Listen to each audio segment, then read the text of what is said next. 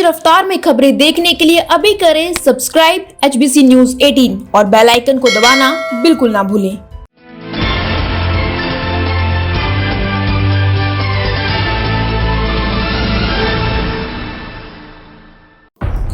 क्या महाराष्ट्र दोबारा लॉकडाउन की तरफ बढ़ रहा है? क्या कहता है भारत में? आपका स्वागत है। आज चर्चा इसी बात पर होगी। लोग नहीं मान रहे पाबंदियां, क्या सरकार के पास उपाय सिर्फ लॉकडाउन है? मुंबई नगर पालिका ने आज 80% बेड निजी अस्पतालों के कोरोना संक्रमित मरीजों के लिए आरक्षित कर दिए गए हैं। यहां तक कि ये कहा गया है कि कोई भी कोरोना संक्रमित मरीज आता है तो उसको वार्ड वार रूम से जब तक परमिशन नहीं दी जाएगी यानी अनुमति नहीं मिलेगी, उसको कोई भी निजी अस्पताल उसको भर्ती नहीं कर सकता।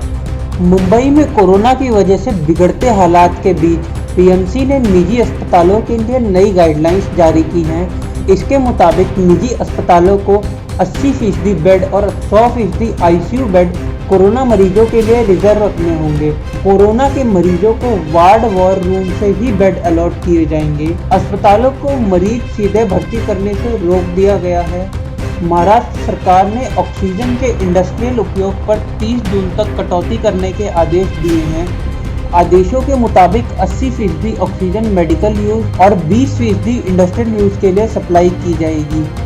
इसी के साथ बीएमसी कमिश्नर इकबाल सिंह चहल ने पीपीई किट, मास्क और वीटीएम किट भरपूर संख्या में जमा करने के आदेश दिए हैं। प्राइवेट अस्पताल कोरोना मरीजों को वार्ड वॉर रूम की अनुमति के बाद ही भर्ती कर सकेंगे। सभी प्राइवेट अस्पतालों को निर्देश भी दिए हैं कि अगर उन्हें बिना लक्षण वाले कोरोना मरीज को भर्ती किया है तो उन्हें तुरंत डिस्चार्ज करें, ताकि कोविड से गंभीर मरीजों को फौरन बेड मिल सके।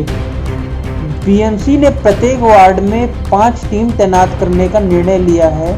सभी अस्पतालों से संपर्क करने के लिए बीएमसी नोडल ऑफिसर 24 घंटे उपलब्ध रहेंगे। सभी निजी अस्पतालों के प्रबंधकों को 24 घंटे के लिए नोडल ऑफिसर नियुक्त करने का भी निर्देश दिया है। राज्य सरकार का सुझाव है कि मास्क नहीं लगाने वालों पर 500 रुपये का जुर्माना लगाया जाए। इस पर बीएमसी को फैसला करना है। मुंबई में अभी तक मास्क नहीं लगाने वालों पर 200 रुपये का जुर्माना वसूला जा रहा है। ऐसी जानकारी मिल रही है कि महाराष्ट्र के घटक दल आपस में एक नहीं है लॉकडाउन के ऊपर। महाराष्ट्र में कोरोना के बढ़ते खतरे के बीच पूर्ण लॉकडाउन लगाने को लेकर सरकार की तीनों पार्टियों के बीच मतभेद नजर आ रहा है। शिवसेना जहां लॉकडाउन के पक्ष में है, वहीं राष्ट्रवादी कांग्रेस पार्टी यानी एनसीपी इसका विरोध कर रही है।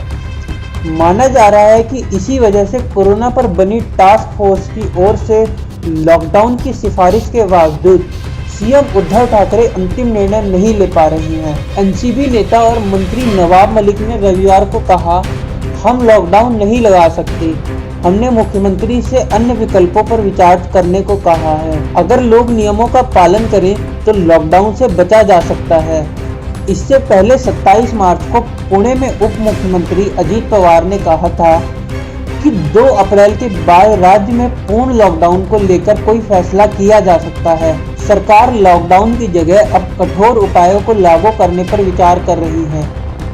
एक तरफ कोरोना महामारी तेजी से बढ़ रही है, दूसरी तरफ लोग पाबंदियों को नहीं मान रहे।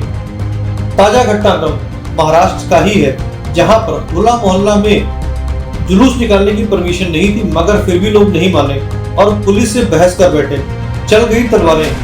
क्या था पूरा मामला, सुनिए।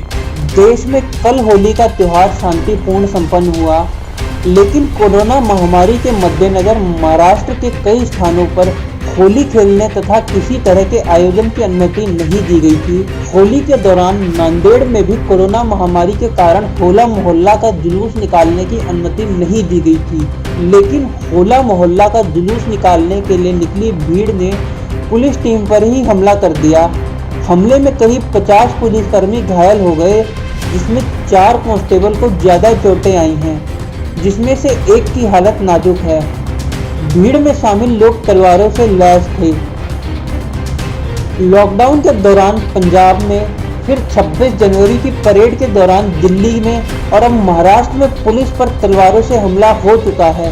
हालांकि नांदेड़ पुलिस ने 200 से अधिक लोगों पर मामला दर्ज कर कार्रवाई शुरू कर दी है। अब आपको एक अच्छी खबर भी दे देते हैं। कोरोना के मामले में एक तरफ तेजी से बढ़ रहे हैं, मगर आम आदमी का उससे फायदा भी हो रहा है। वो कैसे, समझिए इस बात को। आज पेट्रोल और डीजल के दाम कुछ पैसे घटाए गए।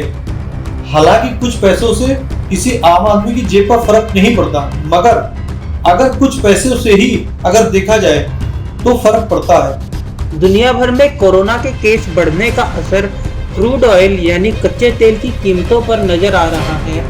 अंतर्राष्ट्रीय बाजार में क्रूड ऑयल की कीमतें कम हुई हैं, जिसका असर भारत में भी देखा गया। सरकारी तेल कंपनियों ने 5 दिन बाद फिर एक बार पेट्रोल डीजल की कीमतों में कटौती की है।